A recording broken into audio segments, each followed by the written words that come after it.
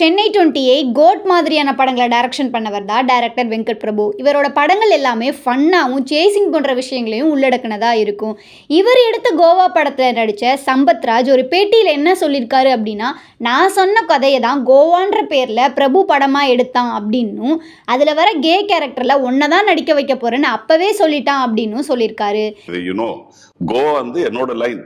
அதில் best part என்னன்னா, என்னோட இதில் நான் வந்து கே கேரக்டர் வைக்கல. For whatever reasons. இந்த கே கேரக்டர் வச்சுட்டு எனக்கு நரேட் பண்றான் இந்த கதையை. பண்ணதுக்கு அப்புறம் என்னோட அபார்ட்மெண்ட்ல பண்ணி முடிச்சுட்டு நான் பயங்கர எக்ஸைட் ஆயிட்டேன். அதுக்கப்புறம் சரி கீழே போடலான்னு சொல்லிட்டு அபார்ட்மெண்ட்ல இருந்து கீழே போறோம். கீழே போய் நான் அவனை கேட்கறேன், யாரா பண்றா இது, அந்த கே கேரக்டர் யார் பண்ணுவான்னா, சரி வா சொல்றேன்னு சொல்லி கிரவுண்ட் வரைக்கும் போயிட்டான். நீதான் சொல்லிட்டு ஓடி போயிட்டான். ஏற்கனவே கங்கை அமரன் சொன்ன கதையை தான் மங்காத்தான்ற படமாக எடுத்தார்.